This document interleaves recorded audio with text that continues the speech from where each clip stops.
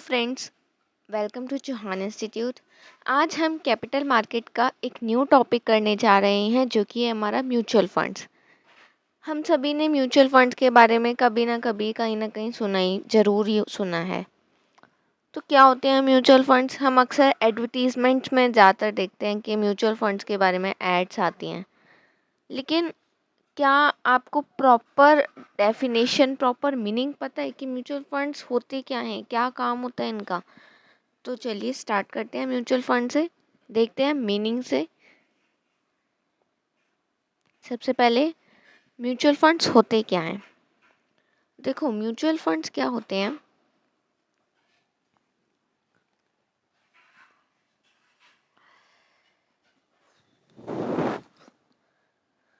Mutual funds क्या होते हैं?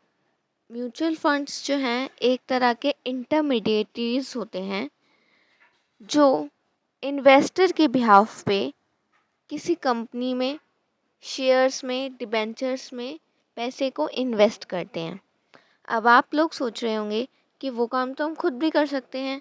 अगर एज ए इंडिविजुअल मैं अपने पैसे को कहीं इन्वेस्ट करना चाहती हूँ तो मैं खुद जाकर भी कर सकती हूँ, मैं म्यूचुअल फंड्स की हेल्प क्यों लूँगी? राइट। अगर मुझे किसी कंपनी के शेयर्स खरीदने हैं तो मैं डायरेक्ट शेयर्स खरीद सकती हूँ, लेकिन मैं म्यूचुअल फंड्स की हेल्प कब लूँगी? जब या तो मेरे पास टाइम नहीं है रिसर्च करने के लिए कि किस कंपनी में इन्वेस्ट करूं, किस में ना करूं, किससे प्रॉफिट होगा, किससे नहीं होगा, या फिर मेरे पास एक्सपीरियंस नहीं है, मैंने पहले कभी भी इन्वेस्ट नहीं किया और मैं रिस्क नहीं लेना चाहती, है ना? तो भी मैं म्यूचुअल फंड्स की हेल्प लूँगी और वो मेरे बिहाफ पर किसी अच्छी सी कंपनी में पैसे को इन्वेस्ट करेंगे। या फिर मेरे पास नॉलेज नहीं है अच्छी कि किस कंपनी का जो रेवेन्यू है वो बहुत ज़्यादा होता है, किस कंपनी का कम होता है, किस कंपनी में इन्वेस्ट करने से अच्छा प्रॉफिट मिलेगा। अगर मेरे पास इस चीज़ की नॉलेज नहीं है तो भी मैं म्यूचुअल फंड्स की हेल्प लूँगी कि मेरे पैसे को इन्वेस्ट कर दो। तो म्यूचुअल फंड्स वही होते हैं, एक तरह के इंटरमीडिएटरीज ही होते हैं who collect the money from public and invest. क्या? फाइनेंशियल इंटरमीडिएटरीज होते हैं जो कलेक्ट करते हैं मनी को पब्लिक से और उसको इन्वेस्ट करते हैं and distribute the income and the capital gain among them. और फिर क्या करते हैं वो? पहले तो उन्होंने इन्वेस्ट कर दिया, उसके बाद वो डिस्ट्रीब्यूट करते हैं जो इनकम आती है या जो कैपिटल गेन होता है उसको वो पब्लिक के बीच में डिस्ट्रीब्यूट कर देते हैं। जिसने पैसे इन्वेस्ट किए थे, म्यूचुअल फंड्स को दिए थे, उनको सबको वो डिस्ट्रीब्यूट कर देते हैं। राइट।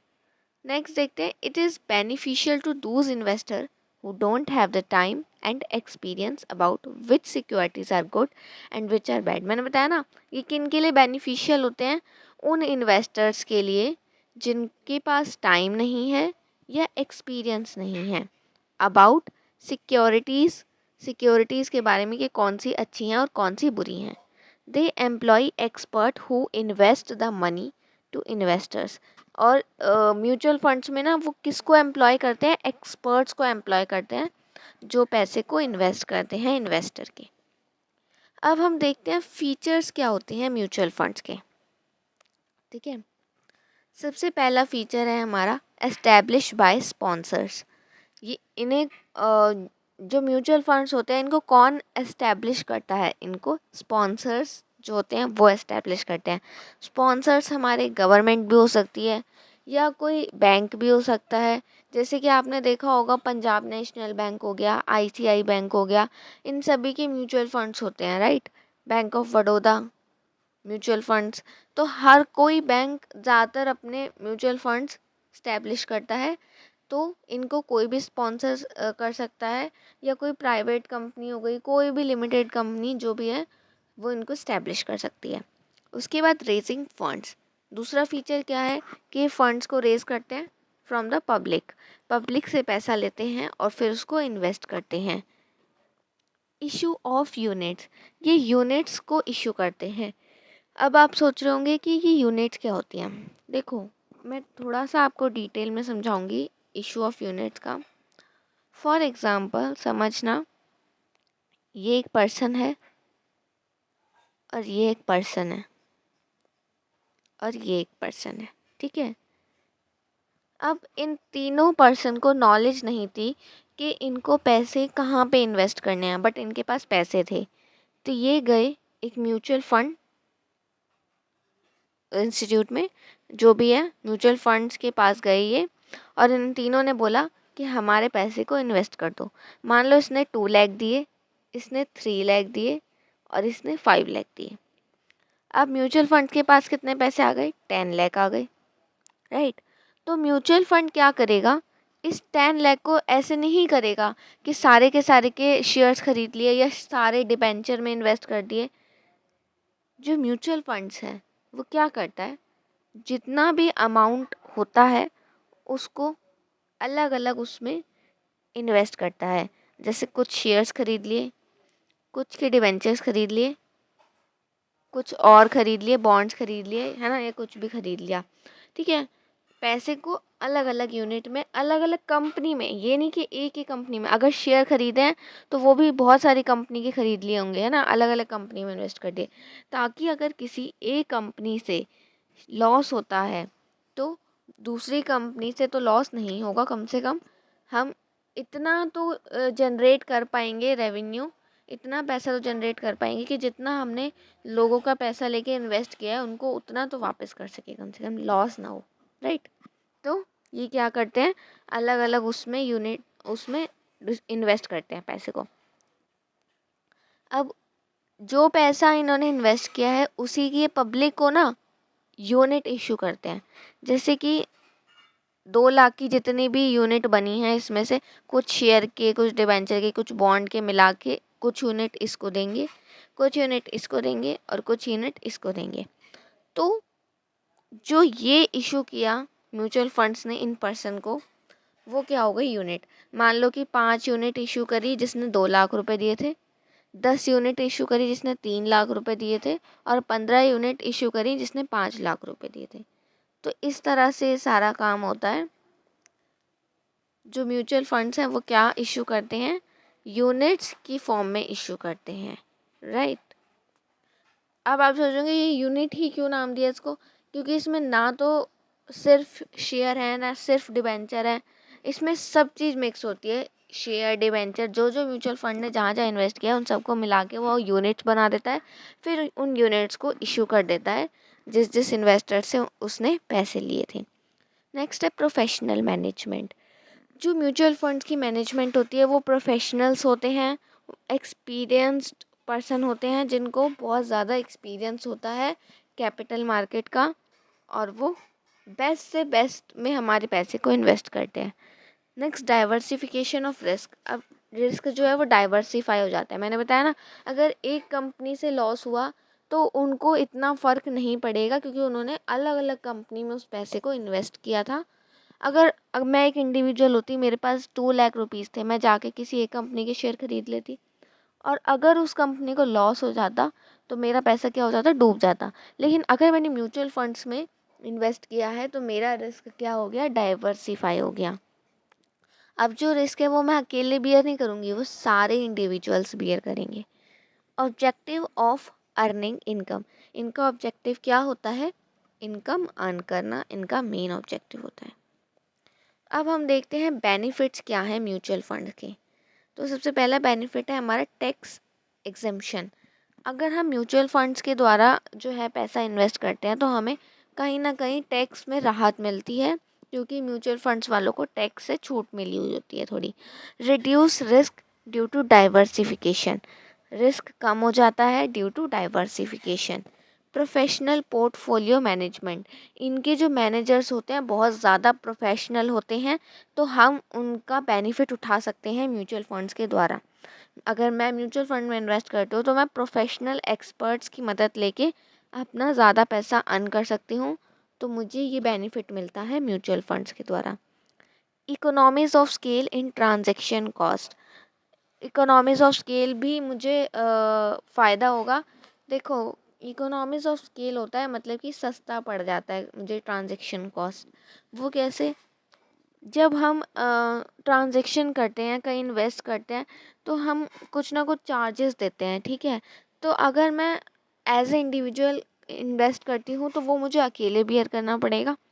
लेकिन जब म्यूचुअल फंड्स वाले इन्वेस्ट करते हैं तो वो बहुत बड़े अमाउंट में इन्वेस्ट करते हैं, है ना। तो उनको जो है कहीं ना कहीं ये इकोनॉमीज ऑफ स्केल का फ़ायदा मिल जाता है म्यूचुअल फंड वालों को। उनको इतना ट्रांजैक्शन कॉस्ट नहीं देना पड़ता जितना एज अ इंडिविजुअल हमें देना पड़ता है, ठीक है। तो ये एक फ़ायदा हो जाता है म्यूचुअल फंड्स से पैसा इन्वेस्ट करने से। नेक्स्ट है हमारा मोर अर्निंग फॉर इन्वेस्टर। इन्वेस्टर की मोर अर्निंग होती है क्योंकि ज़्यादा से ज़्यादा पैसा कमा सकते हैं, क्योंकि रिस्क डाइवर्सिफाई हो जाता है। नेक्स्ट है reduction in cost of new issues. जो न्यू इशू होते हैं उनकी कॉस्ट में रिडक्शन आ जाता है। जैसे जब कंपनी न्यू इशू करती है, शेयर्स करती है, डिवेंचर्स करती है, तो उसको इशू में बहुत सारा पैसा जो है इन्वेस्ट करना पड़ता है, क्योंकि अलग अलग इंडिविजुअल्स उसके शेयर्स खरीदते हैं। लेकिन जब म्यूचुअल फंड उसके शेयर बहुत हैवी मात्रा में खरीद लेता है, हैवी अमाउंट में खरीद लेता है, तो उसको क्या करना है, सिर्फ एक म्यूचुअल फंड वाले को अलॉट करने हैं, इशू करने हैं, तो उसका जो कॉस्ट है उसमें भी रिडक्शन आ जाता है। नेक्स्ट है लिक्विडिटी टू इन्वेस्टर्स। इन्वेस्टर्स को लिक्विडिटी मिलती है, फ्लेक्सिबिलिटी मिलती है इन्वेस्टमेंट में। Channelizing saving to trade and industry. Saving to trade and industry में भी चैनलाइजिंग होती है, और स्टैब्लिशिंग द मनी मार्केट, और ये एक तरह की मनी मार्केट भी स्टैब्लिश करते हैं। तो ये तो हो गए हमारे बेनिफिट्स ऑफ म्यूचुअल फंड्स। अब हम देखते हैं कि हमारे टाइप्स ऑफ म्यूचुअल फंड्स क्या होते हैं, कितने टाइप के म्यूचुअल फंड्स होते हैं। तो हमने जो म्यूचुअल फंड्स हैं उनको टू पार्ट्स में डिवाइड किया है। One is on the basis of entry and exit, और नेक्स्ट है on the basis of investment. On the basis of entry and exit सबसे पहले देखते हैं क्या होते हैं। सबसे पहला है ओपन एंडेड फंड्स और क्लोज एंडेड फंड्स, ठीक है। तो इन्हीं को डिटेल में स्टडी करते हैं, ओपन एंडेड फंड्स और क्लोज एंडेड फंड्स को। ये रहा हमारा on the basis of entry and exit open ended fund. सबसे पहले देखते हैं ओपन एंडेड फंड्स कौन से होते हैं। In the open ended funds the size of the fund is not fixed. जो फंड का जो साइज़ होता है ना वो फिक्स नहीं होता, कितना भी हम इन्वेस्ट कर सकते हैं, 10 लाख, 15 लाख, 20 लाख, 25 लाख, 30 लाख, कितना भी, कोई साइज़ फिक्स नहीं है। Number of unit and the period of the fund is not fix. कितनी नंबर ऑफ़ यूनिट हम इशू करेंगे, कितने टाइम के लिए हम फंड को जो है इशू कर रहे हैं, जो भी है इन्वेस्ट कर रहे हैं, वो फिक्स नहीं होता। Next, investors have a right to buy and sell the units at any time during the scheme. जो इसके इन्वेस्टर्स होते हैं, जो म्यूचुअल फंड्स में पैसा देते हैं, उनको राइट होता है, वो कभी भी खरीद सकते हैं, कभी भी बेच सकते हैं, eight any time during the scheme. जब स्कीम चल रही है उसके किसी भी टाइम वो खरीद और बेच सकते हैं अपने पैसे को, या जो भी उनकी यूनिट्स हैं। The investors are paid quarterly, monthly and half yearly dividend. उनको मंथली भी मिलता है, कई बार क्वार्टरली मिलता है, हाफ ईयरली मिलता है, जो भी डिविडेंड होता है। Next, it can not be traded in the secondary market. Secondary market में ये ट्रेड नहीं कर सकते, जो कि हमारा सेकेंडरी मार्केट क्या होता है, स्टॉक एक्सचेंज, उसमें ये ट्रेड नहीं कर सकते। There is continuous income to investor. Investor को एक कॉन्टीन्यूअस इनकम होती है। नेक्स्ट है हमारा close ended funds. Number of unit and its duration is decided in advance. अब देखो, ओपन एंडेड में डिसाइडेड नहीं था पहले से कितनी नंबर ऑफ यूनिट या कितने टाइम के लिए हम जो है इन्वेस्ट करें, लेकिन इसमें पहले से ही एडवांस में हम डिसाइड करके रखते हैं। No investor can purchase the unit once the subscription is closed. एक बार सब्सक्रिप्शन क्लोज हो जाए उसके बाद कोई इन्वेस्टर परचेज नहीं कर सकता units. Units are sold after the expiry of the period of the fund. और जब फंड का एक्सपायरी पीरियड आ जाता है उसके बाद ही हम यूनिट्स को सोल्ड कर सकते हैं, तो क्योंकि इसमें टाइम पहले से ही सेट होता है। तो जब टाइम पूरा होगा उसके बाद ही हम खरीद और बेच सकते हैं, मतलब पहले खरीद सकते हैं और उसके बाद ही बेच सकते हैं। लेकिन ओपन एंडेड में ऐसा कुछ भी नहीं था। It can be traded in secondary market, stock exchange में भी इसको ट्रेडेड किया जा सकता है। Main objective of this fund is capital appreciation. और जो मेन ऑब्जेक्टिव होता है इस फंड का वो कैपिटल एप्रिसिएशन है। नेक्स्ट, अब हमने देखना है on the basis of investment कितने टाइप के फंड होते हैं। सबसे पहला है हमारा income fund. The objective of this fund is to generate and distribute regular income to investors. इसका मेन ऑब्जेक्टिव क्या है, जनरेट करना रेगुलर इनकम इन्वेस्टर्स के लिए। Under this fund the money is invested in safe and income earning instruments like debentures and bond and public deposit. इस income fund के अंतर्गत जो पैसा है उसको कहाँ इन्वेस्ट किया जाता है? सेफ जगह पर इन्वेस्ट किया जाता है जहाँ से हमें रेगुलर इनकम हो। जैसे कि डिबेंचर, डिबेंचर पे हमें पता है हमें इंटरेस्ट मिलना ही मिलना है फिक्स्ड रेट पे, बॉन्ड्स पे भी मिलता है, पब्लिक डिपॉजिट भी। तो ये सारे क्या हो गए? सेफ हो गए। तो इसलिए इनकम फंड में रेगुलर इनकम लेने के लिए हम सेफ उसमें इन्वेस्ट करते हैं। It is suitable for cautious and old age group investors. ये किसके लिए सूटेबल है? जो रिस्क नहीं लेना चाहते या जो ओल्ड एज पर्सन होते हैं जिनको रेगुलर इनकम की नीड होती है, उनके लिए बिल्कुल परफेक्ट है। इनकम आर पे मे बी मंथली और क्वार्टरली, और जो इनकम है वो मंथली या क्वार्टरली उनको पे कर दी जाती है।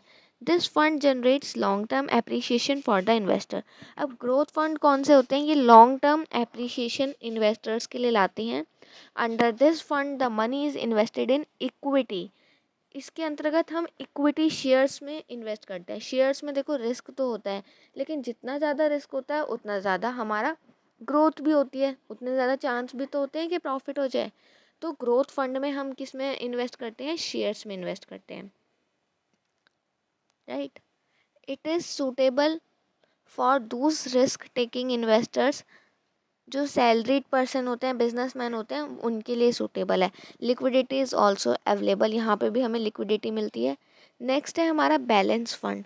बैलेंस फंड क्या होता है? जिस ये बैलेंस फंड जो है ना, ये ग्रोथ फंड का और इनकम फंड का कॉम्बिनेशन होता है। Under this scheme both income fund and growth fund are combined. In this fund are invested in some property in equity as well as safe डेब्ट इंस्ट्रूमेंट। इसमें कुछ पैसा हम इक्विटी में इन्वेस्ट करते हैं और कुछ पैसा हम सेफ डेब्ट में इन्वेस्ट करते हैं, जैसे कि डिवेंचर हो गए, बॉन्ड्स हो गए। It generate regular income as well as capital appreciation. तो इसमें हमारी रेगुलर इनकम भी आती है और कैपिटल एप्रिसिएशन भी आता है। Specialized sector scheme. Under this scheme, funds are invested one particular sector और पर्टिकुलर इंडस्ट्री। इस स्कीम के अंडर हम क्या करते हैं? किसी एक पर्टिकुलर इंडस्ट्री में जो है हम पैसे को इन्वेस्ट करते हैं। जैसे हमने टाटा स्टील में अगर इन्वेस्ट कर दिया, रिलायंस में इन्वेस्ट कर दिया, सिर्फ एक पर्टिकुलर इंडस्ट्री में हम इन्वेस्ट करते हैं या किसी पर्टिकुलर सेक्टर में हम इन्वेस्ट करते हैं। नेक्स्ट है money market mutual funds. Under this scheme funds are invested highly liquid and safe securities.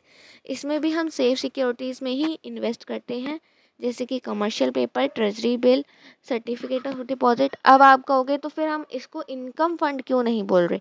क्योंकि ये शॉर्ट टर्म के लिए है। इनकम फंड में हम लॉन्ग टर्म के लिए रेगुलर इनकम ले रहे थे, इसमें हम शॉर्ट टर्म के लिए लेंगे रेगुलर इनकम, क्योंकि जो commercial paper, treasury bill, certificate of deposit, ये क्या होते हैं? हमारे शॉर्ट टर्म इंस्ट्रूमेंट्स होते हैं। नेक्स्ट है tax saving funds. Investment in this type of fund is deducted from total income for income tax purpose up to a certain limit. इसमें हमें टैक्स सेव हो जाता है, तो ये वाला बेनिफिट मिलता है इस वाले फंड्स में इन्वेस्ट करने से, जिनको हम कहते हैं टैक्स सेविंग्स फंड। नेक्स्ट है हमारे लीवरेज फंड। लीवरेज फंड क्या होते हैं? बोरो करते हैं money to invest in high yielding security to increase the earning capacity of funds. ये हाई यील्डिंग सिक्योरिटीज़ में इन्वेस्ट करते हैं जिनसे बहुत ज़्यादा प्रॉफिट अर्न होता है, उनको हम कहते हैं leverage fund. Offshore mutual funds. Such funds collect the money from abroad और नॉन रेसिडेंट इन्वेस्टर। ये किससे पैसा लेते हैं? नॉन रेसिडेंट पर्सन जो होते हैं ना इंडिया के, जो एनआरआई होते हैं, उनसे पैसा लेते हैं, है ना, या फिर अब्रॉड से पैसा लेते हैं। नेक्स्ट है हमारा gilt funds. Such schemes are also called income schemes. इनको हम इनकम स्कीम्स भी कहते हैं। Under this scheme funds are invested in long term government securities. इसमें हम पैसा लॉन्ग टर्म के लिए इन्वेस्ट करते हैं गवर्नमेंट स्कीम्स में, जिसको क्या नाम दिया गया है हमने? Guilt funds. देखो, गिल्ट फंड्स हमें याद रहेगा ना, गवर्नमेंट के, जिसमें हमने सिक्योरिटीज़ को, गवर्नमेंट सिक्योरिटीज़ में हमने पैसे को इन्वेस्ट किया है। नेक्स्ट है हमारा index funds. Two leading stock exchange in India.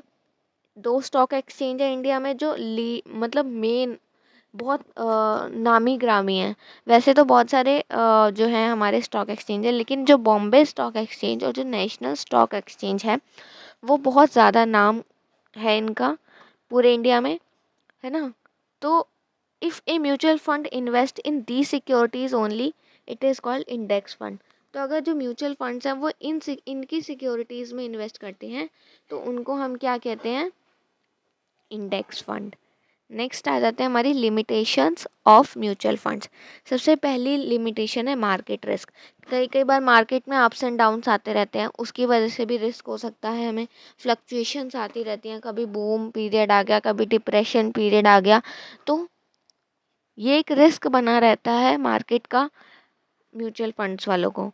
Next है बिजनेस रिस्क। अब जो बिजनेस रिस्क है वो क्या, बिजनेस से रिलेटेड है। म्यूचुअल फंड्स क्या है, बहुत सारी इंडस्ट्री में जो है इंगेज होते हैं, है ना। तो अगर एक किसी भी इंडस्ट्री में जिसमें म्यूचुअल फंड ने पैसा इन्वेस्ट किया, अगर वो इंडस्ट्री डूब गई तो म्यूचुअल फंड वालों का पैसा भी डूब जाएगा। तो ये एक बिजनेस रिस्क भी रहता है म्यूचुअल फंड्स में। नेक्स्ट है हमारा पॉलिटिकल रिस्क। पॉलिटिकल रिस्क जैसे कि गवर्नमेंट की पॉलिसीज़ चेंज होती रहती हैं, तो ये भी एक रिस्क होता है हमारे म्यूचुअल फंड्स में। नेक्स्ट है हमारा रॉन्ग इन्वेस्टमेंट। अगर हमने रॉन्ग इन्वेस्टमेंट कर दी तो भी हम म्यूचुअल फंड्स में लॉस होगा। Next SEBI guidelines for mutual funds. कुछ सेबी ने गाइडलाइंस दी हैं म्यूचुअल फंड से। रजिस्ट्रेशन ऑफ स्कीम, सबसे पहला उन्होंने बोला है कि स्कीम की रजिस्ट्रेशन ज़रूरी है। जो भी म्यूचुअल फंड कोई स्कीम निकालता है तो उसका रजिस्ट्रेशन सेबी में होना ज़रूरी है। Maximum investment in any one company 5%। Maximum जो है 5% तक ही वो किसी एक कंपनी में इन्वेस्ट कर सकते हैं। और maximum invest in any industry is 15%। और इंडस्ट्री में वो 15% से ज़्यादा जो है इन्वेस्ट नहीं कर सकते। Maximum invest in unlisted company is 10%। Unlisted company जो लिस्टेड नहीं होती स्टॉक एक्सचेंज में, उनमें वो कितना ज़्यादा से ज़्यादा 10% कर सकते हैं, उससे ज़्यादा नहीं कर सकते इन्वेस्ट। Next maximum expenses 6%। 6% से ज़्यादा एक्सपेंस म्यूचुअल फंड्स वाले नहीं कर सकते। Minimum capital 20 crore for open ended and 50 crore for close ended. और जो मिनिमम कम से कम 20 करोड़ होनी चाहिए ओपन एंडेड फंड में इन्वेस्ट करने के लिए, और क्लोज एंडेड में 50 करोड़ होनी चाहिए। इससे कम हुई तो वो इन्वेस्ट नहीं कर सकते। Next period of subscription maximum 15 days for close ended, minimum 45 days. देखो मैक्सिमम ओपन क्लोज एंडेड के लिए 15 डेज है और मिनिमम कम से कम 45 दिन ओपन एंडेड के लिए।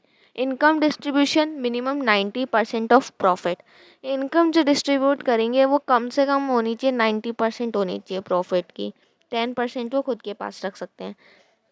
Management by asset management by company. Next है सेबी पावर टू कंट्रोल। और सेबी को ये पावर होती है कि वो भी कंट्रोल कर सकती है।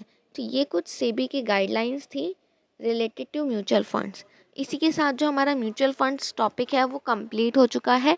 आई होप आपको म्यूचुअल फंड्स अब क्लियर हो गया होगा। और मैंने कैपिटल मार्केट की भी प्लेलिस्ट बना दी है, उस पर जाकर आप कैपिटल मार्केट के जितने भी टॉपिक हैं उन सभी को देख सकते हैं। आप वीडियो पसंद आई है तो वीडियो को लाइक कीजिए, चैनल को सब्सक्राइब कीजिए और बेल आइकन को प्रेस कीजिए। Thank you.